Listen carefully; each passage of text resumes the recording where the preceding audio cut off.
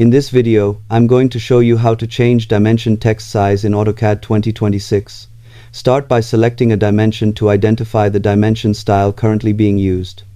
Next, type D in the command line and press Enter to open the Dimension Style Manager. Select the active dimension style and click Modify. In the Text tab, locate the text height setting and enter the desired text size.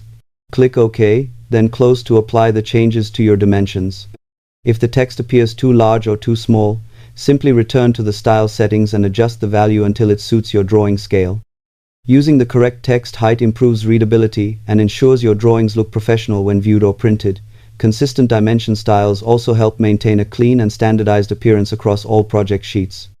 You can create separate dimension styles with different text sizes for layouts, details, and large-scale drawings. Thanks for watching, and happy drafting